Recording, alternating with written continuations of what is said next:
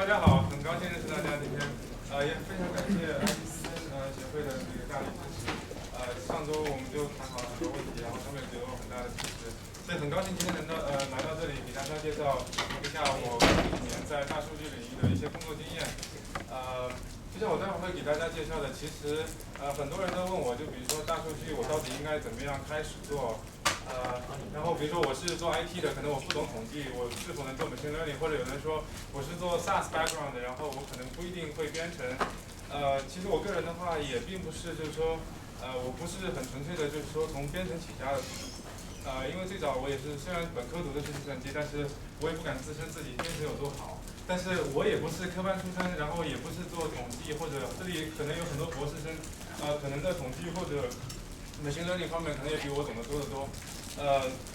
我就介绍一下自己的 background 吧，然后顺便声明一下，因为今天的主讲部分可能会用英文来说，因为我平时在 Ryzen 教课的时候，包括在外面做演讲的时候，我大多数资料都是用英文准备的，所以包括我可能也是在这边学的一些统计和那个数据方面的东西，所以我可能用英文讲会更 comfortable 一点。为了演讲的效果，我可能还是用英文，但是回答问题什么都是可以用中文夹杂的，所以不太抱歉，不好意思。Alright, let's get started. So about myself, I came to Canada in 2005. I went to school on the East Coast at Dalhousie University, where I got exposed to, the degree was Master of E-Commerce. So as you can see, it's not computer science or PhD. I'm not even a statistician, but I got exposed to one course called Marketing Informatics, where I got to learn SaaS and predictive modeling. So I got so interested in predictive modeling, and I got my mindset at that point that I would love to do predictive analytics for the rest of my career. So I spent a lot of time and energy on self-learning, so I would call myself a self-trained data scientist or whatever. So in 2007, when I was still in school, I became the very first person in the world to get certified as SaaS predictive modeler in Las Vegas. And then after graduation in 2008, I started working for Rogers. So I was really proud of myself at that point because I thought, wow, I'm the first one in the world to get certified. And then when I got more work experience, I realized that it probably means nothing.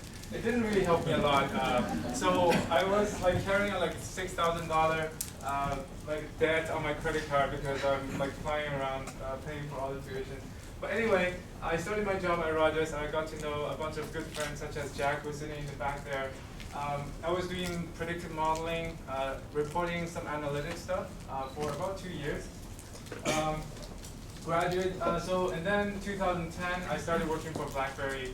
I was the second person to join the very first data science team at BlackBerry. Did a lot of interesting stuff there. We were mainly using SaaS for predictive analytics at that point, but BlackBerry wasn't doing very well. SaaS got so expensive over time, so we decided to migrate away from SaaS to some other platform. Hadoop was one of them. We have an enterprise adoption of Cloudera Hadoop solution, so we started using Hadoop. So this is actually where I think I have some experience to share with you because I come from a SaaS background. Not very strong in programming actually, but I have, because I'm interested in doing data science, I had to pick up some of the programming hacking skills. So started to migrate to Hadoop. 2011, I recruited one very good data engineer onto my team. His name is Kevin. He's going to be the second speaker of the day. Did a lot of very advanced, data pipelining and machine learning stuff for BlackBerry as well. So he was, and later on he also became one of my good friends. So we mainly focused on building user profiling for the BBM product. BBM is like sort of like WeChat, but we are helping BBM to do personalization and also we use the user profile for monetization and some of the advertising. So over the course, I also worked, with Ryerson University, did two NSERC research projects. So I had some connection at Ryerson University with their director of data science lab. So they said, okay, do you want to come and do some teaching? We have this new certificate program. So starting January this year, I started as an instructor of big data tools at Ryerson University. quit BlackBerry, joined Kik June this year, joined the Kik Interactive, which is a very exciting startup. As just introduced, we received funding, 50 million funding from WeChat. So Kik is, wants to become, the WeChat of the West, as the CEO always said in the media. And I also got exposed to some other, new exciting big data platform, infrastructure as a service, platforms such as Amazon Web Service. So I'm going to talk a little bit about Amazon AWS as well. And just about 2 months ago, I also started my own consulting and data science training bootcamp. Going through this, I've been in Canada for 10 years. As you can see, that this is probably not very exciting or amazing resume. I'm not very good at programming. I'm also not a statistician. I don't have a PhD background, but I tend to learn a little bit of everything. But actually, it makes me quite a good fit for being a data scientist. So I'll share some of my experience in the next few slides. So this is the outline for today's presentation. I'm going to talk about 2 use cases, user profiling, and how you can apply that in online behavioral targeting.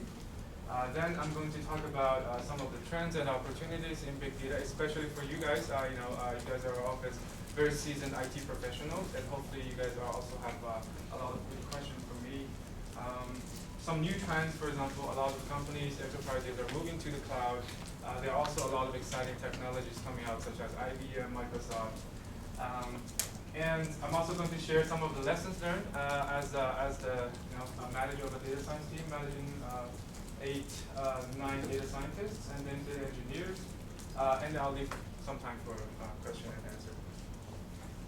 I don't represent Kik or BBM or BlackBerry today. I represent myself. So there are some things I cannot talk about my current start, like the company I work for. So I created this fictitious app, but most of the things we do are actually quite similar to what I'm going to explain to you. So let's just imagine we are app developer. We are trying to build a online business, and this is a social news personalization application.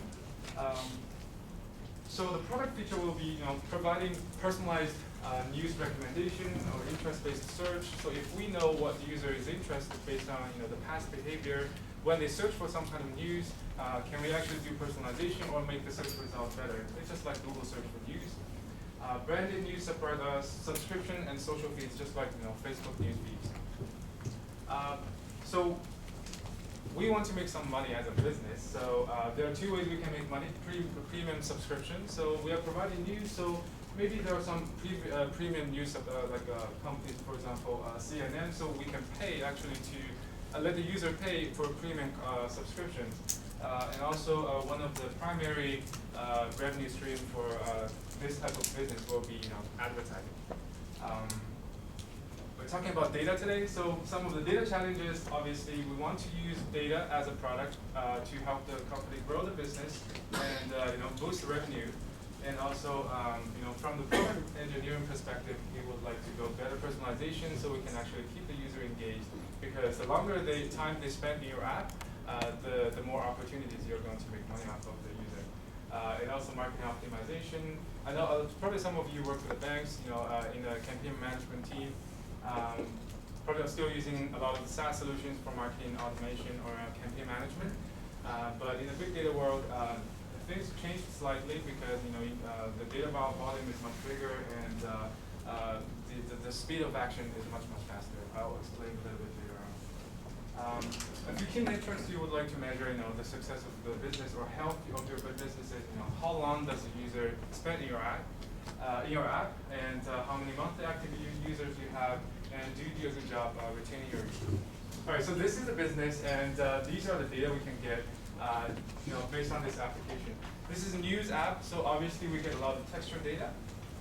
We have tags, title, or comment, or the content of the news. Obviously, we have this kind of unstructured data. User engagement, for example, the sessions, the clicks, all the clicks, shares, and reads, and you didn't leave any comments, you didn't like any news article. These are all the data you can collect for your app. If you allow the user to sign in using their Facebook account or Twitter account, you're probably able to read some data, get some data of the user profile from Facebook API or the Twitter API as well.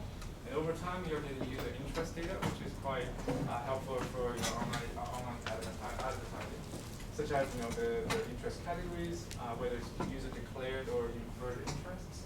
A lot of contextual information because it's a mobile application. So if you ask for the user to opt into location collection, then you're actually getting a lot of location data from the user. Geolocation, timestamp, time of the day, when they actually read a user application, even weather and holiday. I'm going to have 2 slides about how WeChat is applying this kind of contextual-based analysis in a big data context. It's quite exciting. And also a lot of demographic information about the user. Advertisers love to get this kind of data. Date of birth, gender, education. Some people don't want to provide this kind of personal information to you, but there are ways you can actually even to build models to infer that with very high accuracy. All right. In the end, this is what we would like to get: a user profile that tells us the demographics, the location pattern, e-commerce intent, purchase power, or user interests. Okay. All right. Enough for the context. Actually, doing data science is not as easy as building a model. Building machine learning models or predictive models, there are tons of tools out there you can use today, so it's actually not that hard. But to build a data product, it's actually quite complex. I'm not diving deep into the data pipelines here, but starting from data, you have a very complex data science pipelines.